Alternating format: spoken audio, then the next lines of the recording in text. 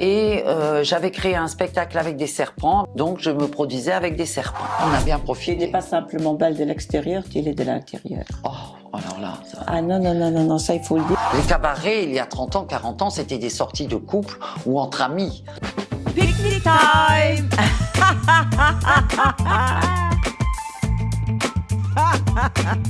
Oh, Willy, merci. Voilà, alors ce podcast ici, aujourd'hui je vais le faire en français parce que mon amie Marie Boulanger, mon invitée, elle parle que du français. Donc voilà. Voilà. Et un peu d'anglais. Oh, you speak English? Just a little bit. Oui. Ben non, on va rester avec le français parce que je crois qu'on est toutes les deux plus confortables là avec le français. Dans le français. Voilà. Donc en plus, Marie Boulanger, donc elle va un peu nous raconter de sa vie en artiste. Première partie de vie. Première partie de vie artiste. Deuxième partie de vie, tu avais J'étais gérante du Ramier. du Ramier. Alors là, c'était la fête. Hein. On dansait sur les chaises et sur les tables à l'époque. Hein. Le Donc- Ramier, brasserie route d'Arlon. Et l'époque. on va commencer avec le départ, ses débuts au Luxembourg, ma petite chérie. D'abord, tout grand merci d'avoir accepté mon invitation, ma chérie. Pas des choses. Et puis, je voulais te dire, est-ce que tu es assise confortablement dans la petite Écoute, chaise? je suis très bien assise. D'ailleurs, je me demande si en s'allongeant un peu, ça fera un peu psy. Voilà, on Et va alors, s'allonger. oui, voilà, on peut s'allonger. Et Voilà, alors, raconte-moi. ça fait un peu. Je te raconte. Donc, non, je vais peut-être me tenir comme ça sera un peu plus agréable. Ma première partie de vie a été mon arrivée au Luxembourg à Oui, 18 ans. À 18 ans, tu es venue au Luxembourg. 18 ans, Et ma qu'est-ce que première t'as fait de arrivée. venir au Luxembourg? En fait, je travaillais pour une agence de Monaco, Soulier Bellac, qui plaçait des artistes de cabaret, en passant des stripteaseuses jusqu'au visuel. Ce qu'on appelait les visuels à l'époque, c'était des artistes qui avaient autre chose que le striptease. Et j'avais créé un spectacle avec des serpents, avec mon ami de l'époque. Donc, je me produisais avec des serpents. Ah, Voilà. Mais avec les serpents, comment est-ce qu'on peut s'imaginer ça? Les serpents, ils étaient quand même à vous, à Python toi. et boa. Oui. Python et Et, boa. Nous étions montés jusqu'à Anvers. À l'époque, au port d'Anvers, on pouvait acheter des animaux exotiques. Ah oui, d'accord. Malheureusement, parce que Oui, je dirais oui, que ça se malheureusement, fait encore, ça, non, plus Non, du tout. ça se fait ne se plus, fait hein. plus. Oui. Heureusement. Oui, Heureusement, oui, parce oui. que je trouve que maintenant, le temps passant, je trouve que ce n'était pas forcément très bien.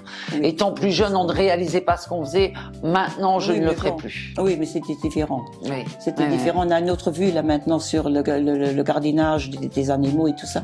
Mais évidemment, pour les chiens, donc il y a quand même encore toujours les marchés, je pense, De moins à en moins. Liège. Non, il Non n'existe plus plus. pour acheter C'est des interdit. chiens. Et, oui, c'est La vente des interdit. animaux sur les marchés est C'est- interdite. Oui, ça, Oui, je oui. vous rappelle que j'ai Ce qui est bien également. eu quand même une fois un chien de Liège. Ça, je dois quand même dire. Oui. Il y avait beaucoup de problèmes avec les Mais chiens. alors là, maintenant, avec les serpents. Donc, python et boa. Oui, mais est-ce que ça, c'est du glitchish, là? Est-ce que c'est Clé-clé. glitchish? Comment on appelle ça? Je Quand crois tu les que- touches. Tu connais pas glitchish? Non, le python est sec. C'est une peau de python. Ça fait un peu comme un sac, d'ailleurs. La peau du python, non. Ah oui. Je les baignais, évidemment, tous les jours dans de l'eau et du lait pour les hydrater. Ah, bah voilà. Mais la peau du python est sèche.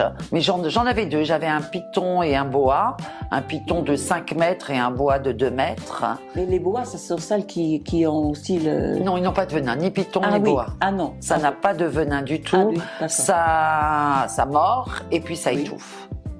Ah, Ça s'entoure et ça étouffe. Ah bon? Voilà, ça se met autour de la proie en Oui. mordant et ça étouffe la proie. Ah bon? Voilà, il n'y a Ah, pas bah du voilà. tout de crochet à venin. Par contre, il y a des rangs dedans, je me suis fait mordre, donc je peux en parler. Oui. Il y a des rangs dedans qui t'accrochent. Après, Oui. quand tu es mordu, il faut décrocher l'animal, Ah oui. ce qui n'est pas toujours évident. Bon, ça Oui, m'est arrivé une justement. fois, ça va. Mais, C'est bon. mais aussi, il fallait quand même un peu connaître l'animalerie d'un serpent. Comment est-ce que t'as appris ou est-ce que t'as... Pas du tout. C'était Ah l'envie. C'était l'envie de. Ouais. Il m'est Voilà, il m'est comme venu ça. on discutait avec cette agence à Monaco de ce qu'on pouvait faire comme spectacle. Et Oui. puis j'avais très peur des serpents, très très peur. Bah, et l'agence en a tout lancé cas, pourquoi pas avec des serpents. Et je suis partie, j'ai dit oui. Comme ça, voilà. Comme dans tout, tu te lances. Je me suis lancée, je suis Voilà. partie, je suis Bam, allée bam, comme ça. chercher des serpents, j'étais terrorisée, je tremblais énormément. Et puis après quelques semaines d'entraînement, Oui, voilà, justement, comment est-ce qu'on peut s'imaginer un spectacle avec des serpents? alors nous avions un Parce que spectacle. là, je pense que c'est ça. Ça, c'est une photo C'est une photo de ma chère l'époque. Marie, 19 ans, 19 ans, avec mon compagnon et un des serpents. avec un des serpents. Et c'était au Crazy à Gand. Ah oui, d'accord. Il y avait un cabaret qui s'appelait le Crazy à Gand, et ça Oui. c'était au Crazy à Gand. Oui. Ouais, ouais. Et combien d'années est-ce que tu travaillais là-dedans? J'ai travaillé une bonne dizaine d'années là. Oui. J'ai Mais alors, travaillé une bonne dizaine. Bon, donc là, tu étais à Gand, mais tu es quand même aussi venue au Luxembourg. Je suis venue au Luxembourg à Ça fait 18 déjà ans. une vieille luxembourgeoise, là, maintenant, depuis Oui, des années. maillot, madame. Ah, bah, mailleuse de chef. Maillot, madame. Je suis venue à l'ancien Splendide, que seuls les gens très âgés connaîtront. Oh. C'était le Splendide près de la clinique Zita, à côté d'un cinéma Marivaux, je pense. Oui. Donc l'ancien Splendide, qui était un cabaret vraiment splendide, avec une salle énorme, une fosse avec un orchestre et une grande piste. C'était vraiment les anciens cabarets. Un ancien C'était cabaret les sans anciens DJ. cabarets, Encore voilà, ouais, avec, ouais. Avec un orchestre, oh, avec. très Oui, oui. chic. C'était très chic, très Oui, chic. oui. Donc je suis venue au Luxembourg Oui. grâce à cette agence de Monaco pour faire un contrat au Splendide. Au Splendide. Et tu es resté combien d'années? Et je là-dedans? devais venir pour un mois, parce que les contrats d'artistes étaient mois par mois. Oui. On changeait même quelquefois de pays en un mois, en 2 mois, on changeait de pays. Oui. Et là, je suis, pour ainsi dire, restée au Luxembourg. À l'époque, on ne pouvait rester que 3 Heureusement mois. qu'elle nous est restée au Luxembourg. Et je n'ai plus voulu repartir. Luxembourg m'a plu, je suis restée ici. Voilà. Et Voilà. puis, ça t'est venu comme ça. Et t'as habité quelque part ou comment est-ce qu'on... Parce que si on vient que pour un mois, est-ce qu'on reste dans des hôtels? Alors, à Comment? l'époque, les artistes voyageaient en hôtel Oui. et il fallait changer d'hôtel tous les mois. Bah oui, justement. Et comme tu les faisais hôtels toujours étaient, dans les valises quand même. C'était c'est pas toujours dans les fatigant, valises. ça? Non, je n'ai pas vécu longtemps à l'hôtel. J'ai vite compris que si je transportais ma maison, ça serait plus pratique. Donc j'avais une très grande caravane avec chambre, cuisine, salon, et je tirais ma caravane avec un gros 4x4 américain et on voyageait. On a fait la Suisse, la Belgique, le Luxembourg, la France, Oui. certaines villes en France, Oui. avec le 4x4 et la caravane. Donc Génial. je traînais ma maison derrière moi. Oui. Et j'ai t'as habité aimé. au camping de Steenfort. Ah J'étais bon? au camping de Steenfort, au camping de Esch. Donc ça, c'était dans les années Oui, il y a très longtemps. Oui. Et j'ai vécu en camping pour éviter de vivre dans des hôtels et de devoir faire les valises tous les mois. Donc j'ai emmené ma maison. Oui, tu as amené ta maison, mais également aussi pour les... c'était quand même devenu nettement moins cher que si tu devrais... C'était quand même assez Bon, onéreux déjà la caravane, plus le mais c'est coûteux camping-car. aussi, oui. Ça, c'est coûteux le aussi. 4x4, mais c'était quand même à la finalité, au bout d'une année, on s'y retrouvait quand même. Et surtout, on avait un confort de vie qu'on n'avait pas à l'hôtel. Oui, justement. On parce que pouvait, tu- voilà, quand on quelqu'un- pouvait avoir une vie normale. Mais ça t'a changé complètement. Donc la nuit, tu étais avec les paillettes et les froufrous et puis tu te retrouves dans la nature. Et la journée, j'étais en camping Oui. avec des bottes, un gros pull, et puis j'allais faire mes courses sur les marchés, je cuisinais, je vivais dans ma maison à la campagne. Une vie, C'était une vie totalement... J'avais vraiment 2 vies. Oui, voilà, justement, de vie. ça c'est quand même... Et c'était une vie très fatigante parce que j'aimais autant la vie de nuit que la vie de jour. Donc, ce qui fait que la vie de nuit me plaisait beaucoup, les paillettes, les ambiances Oui, en plus, c'était discothèques. ton travail. Mais j'adorais les matins, les marchés, le marché d'Arlon, etc. Donc, on Oui, dormait très bien, peu et on j'adore vivait le marché énormément. Oui. Très chouette. le Oui, j'aime bien aller à Arlon.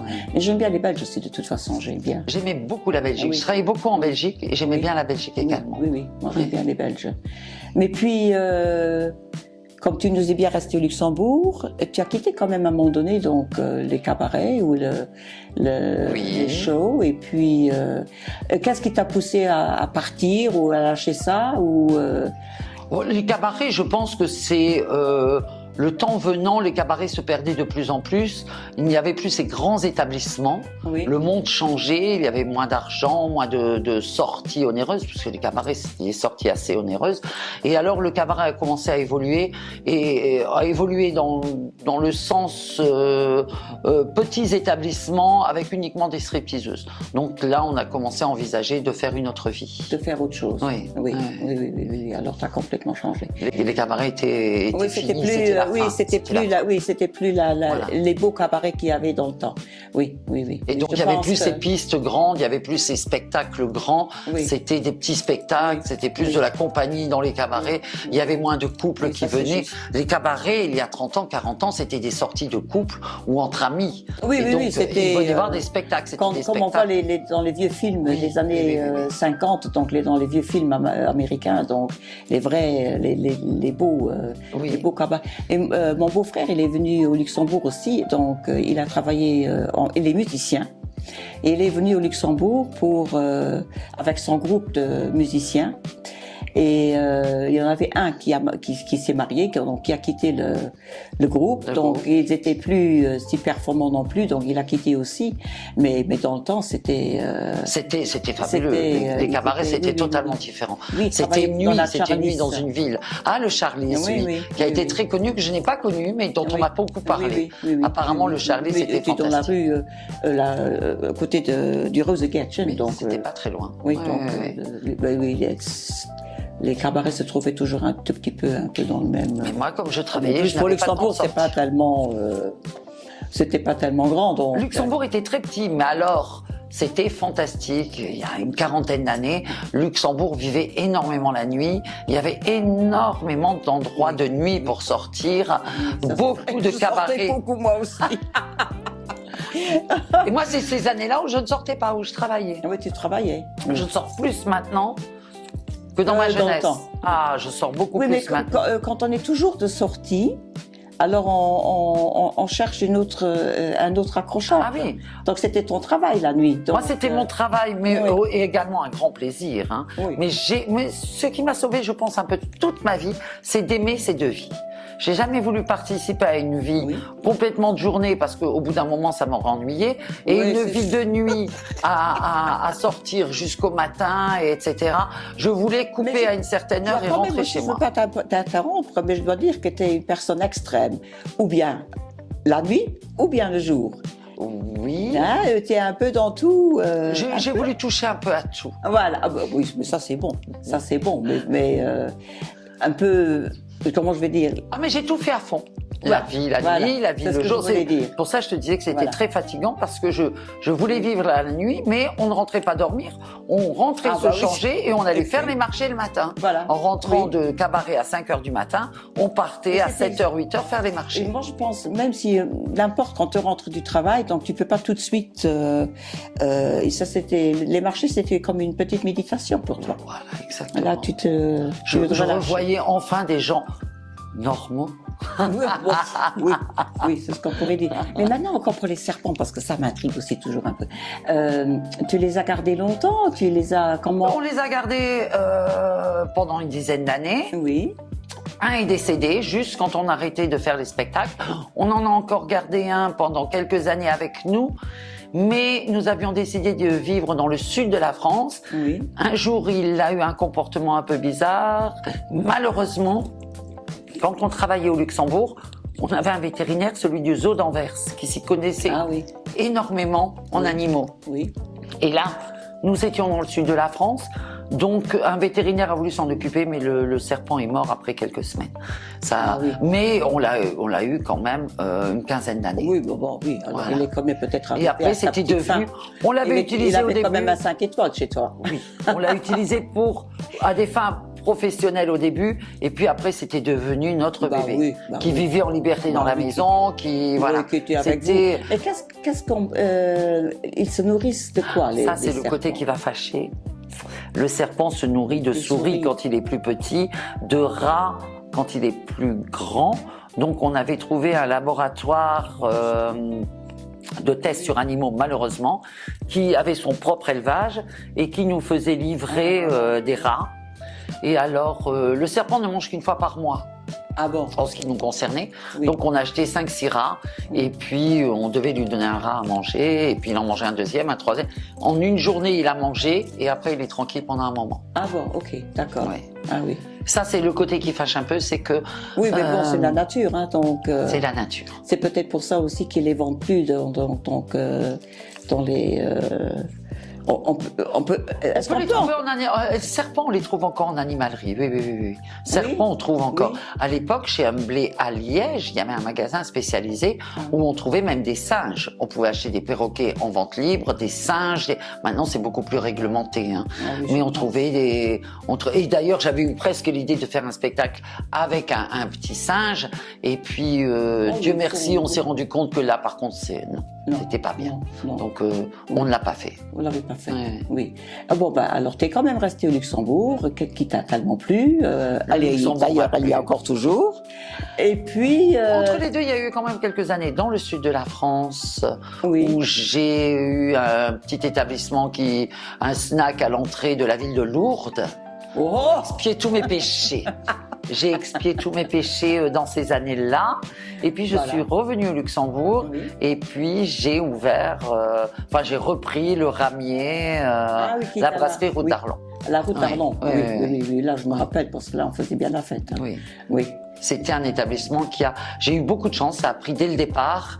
Et puis, on était une équipe de 7 personnes quand même. Oui. Et on a fait des nuits, pour ceux qui ont connu, des nuits fantastiques. Oui, qui ont voulu faire les nuits, mais il y avait quand même aussi, c'était un café normal, il y avait aussi pendant la journée, je ne veux pas dire qu'il était anormal, mais le soir, on savait bien y faire la fête, mais pendant la journée, c'était une brasserie, j'avais un cuisinier. Voilà, justement, parce que je me rappelle que j'ai pris quand même les menus du jour là-dedans.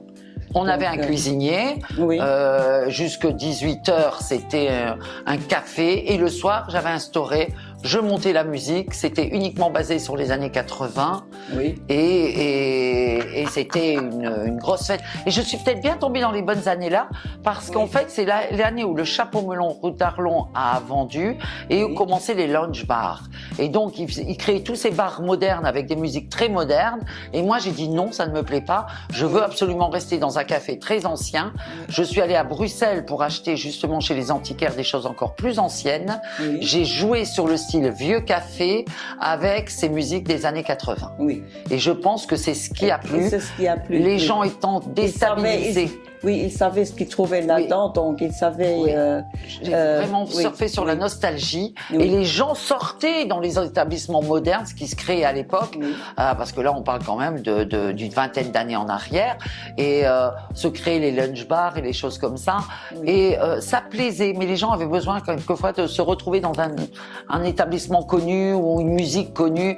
Et j'ai joué sur le style vieillot. Oui, bon, c'était pas tellement vieillot, mais je pense que ces gens-là, donc... il fallait, on aimait bien sortir quelque part où on avait un peu d'ambiance et qui n'était pas trop, où on a pu un peu s'éclater quand même. Donc, je pense que les gens sont éclatés parce que j'en entends encore parler maintenant quand je me rends en ville, quand je croise des anciens clients du Ramier qui me disent on a eu 10 ans fantastiques. Donc je pense que ça a eu son impact quand même. Le Ramier, j'ai eu beaucoup de gens méchants, une très mauvaise réputation parce que justement on avait ce style qu'on a toujours eu un peu excentrique, etc. Mais il y a eu des enquêtes de fait, il y a eu des choses qui ont été cherchées de tous les côtés et le Ramier est resté ouvert et les gens sont restés méchants jusqu'au bout, certaines personnes, en disant que j'ai dû fermer. Mais j'ai pas dû fermer. J'ai eu des problèmes de santé et c'est moi qui ai décidé d'arrêter. Voilà, ça je pourrais quand même... oui, ça on pourrait peut-être encore parler parce que maintenant on parlait de la belle époque et de gna gna gna gna gna, mais quand même derrière la personne, de la personne voyante et flamboyante, il y a quand même aussi un être humain qui est très... J'étais très fatiguée et j'ai donné de toute ma personne pendant toutes ces années. Oui, mais aussi les gens ils voient toujours une image d'une personne, mais il y a quand même aussi un fond derrière la personne. Bien sûr. Voilà, et je peux je présume donc on y faisait bien la fête, tu aimais bien faire ton café, tu aimais bien animer, tu étais dans ton élément, mais je présume qu'il y avait aussi pas mal de difficultés là-dedans. Oh, c'est un travail énorme, les gens ne me voyaient que faire la fête, mais j'arrivais le matin à 11h et je repartais à 1h, 2h du matin. Oui. Donc les heures, on ne les compte pas, on est là pour faire rire les gens, même quand tout va mal dans votre vie. J'enterrais ma maman le lundi et le mercredi j'étais là et je faisais rire toute la salle. Je donnais mon maximum pour que les gens s'amusent. Donc tu es épuisé. Après quelques années, j'étais épuisée et j'ai eu quelques séjours à l'hôpital où on m'a dit il fallait arrêter. Donc j'ai dit c'est peut-être mieux. J'ai pu donner pendant toutes les années avec toute ma force. J'ai moins de force. Donc contrairement à ce que beaucoup de gens ont dit, je n'ai pas dû vendre. J'ai dû arrêter pour raison de santé. C'est complètement différent. Mais pendant toutes ces années-là, parce que tu es quand même quelqu'un qui polarise, qui est très voyant, qui est très... qui bouge. Ah, ok. Tu passes pas inaperçu quand même, chérie. Hein, ça, tu dois... Dixit, Madame Rose. Oui, aujourd'hui Madame in Pink, mais non, je veux dire, t'avais pas des problèmes. Ah si, j'ai eu énormément. J'ai affronté. Au début, j'ai affronté énormément de méchanceté, énormément de critiques, énormément de. La police est passée souvent. Il y a eu des enquêtes de fait. Il y a eu ils ont voulu vraiment me fermer l'établissement. La première année, c'était catastrophique. Mais comme il n'y avait rien à reprocher à part une fête excessive et à part une bonne ambiance. J'ai pu travailler des années. C'est vrai que la première année, de par mon style qui ne correspondait pas à la norme, voilà, justement, tu ne rentres pas dans une case, donc... Voilà, c'est un peu comme partout, dans n'importe quel pays du monde, ça aurait été la même chose. Et donc, il a fallu un peu s'imposer. Malgré tout, tu as bien tenu le coup, et puis tu t'es dit... Oui. Hein, parce que ça, franchement, il faut quand même le faire parce que je sais comment c'est quand on a une pression. Aux grandes dames de beaucoup de personnes, je suis restée des années. Voilà. Et pourtant, c'est pas faute d'avoir eu des détracteurs et des personnes qui m'ont voulu du mal. Mais force est de constater que ça a duré quand même pas mal d'années. Et ce qui me fait très plaisir, c'est de croiser encore des gens en Grand Rue ou ailleurs, ou en ville ou ailleurs, qui me disent on se souvient des années Ramier et c'était fantastique. Oui, voilà, et ça c'est un grand plaisir parce que c'était toute une équipe. Et je fais encore des repas avec l'équipe avec laquelle j'ai travaillé parce que tout le monde est resté mon ami. Et j'ai encore fait un repas la semaine dernière avec des filles qui m'ont dit « Marie, c'était nos plus belles années ». Et ça, c'est un très beau compliment. Oui, voilà, on a vraiment... oui, mais c'est parce que tu es une belle personne. On a bien profité. Tu n'es pas simplement belle de l'extérieur, tu l'es de l'intérieur. Oh, alors là... Ça... Ah non, ça, il faut le dire et ça se sent. Voilà, et les... Madame. Non. Et je pense que les clientes et les clients l'ont senti également parce que c'était pas simplement un bistrot de after show, after work. Où il y avait non, c'était un plaisir. Il y avait. Et puis j'étais très heureuse de vivre dans un très pays mixte. comme ça. Oui. J'étais très heureuse. Je suis d'une reconnaissance sans borne pour ce pays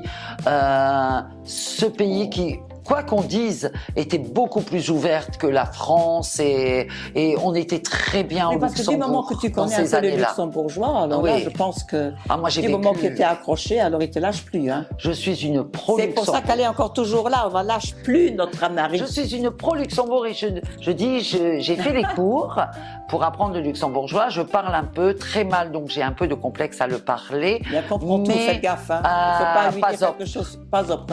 Mais je comprends. Par contre, le Luxembourg, je l'ai dans mon cœur. Je l'ai peut-être pas parfaitement au bout de ma langue, mais je l'ai dans mon cœur et je dois énormément au Luxembourg. Et pour moi, ça reste quand même mon pays de cœur. Voilà. Alors, je pense, ma petite Marie, on viendra donc à notre fin, parce qu'autrement, les gens, on va faire peut-être encore une deuxième séance, mais pour aujourd'hui, je pense qu'on s'arrête là. Avec grand plaisir. Voilà, alors j'espère qu'on vous a bien entretenu. On vous souhaite une bonne fin de journée. Voilà, Marie, vous pouvez la suivre sur Marie Boulanger sur Facebook. Elle est très Facebook, ma Marie. Oui, comme tous les gens jeunes et dans le vent. Oui, qui sont encore sur Facebook. Je vais l'entraîner maintenant sur TikTok parce qu'elle va péter les réseaux sur TikTok là maintenant. Et puis, ma foi... D'abord, on vous remercie de l'écoute. Filmos merci. Filmos merci. Et moi, je vous remercie également pour le following. Et merci pour ton accueil. Oh, mais merci Merci infiniment. d'avoir accepté mon invitation. Et puis, on vous embrasse. Et à bientôt. Ciao. Bientôt, bis zum next Kaya. Bis demnächst, Kaya. Fais un gros ciao. Adieu. Adieu.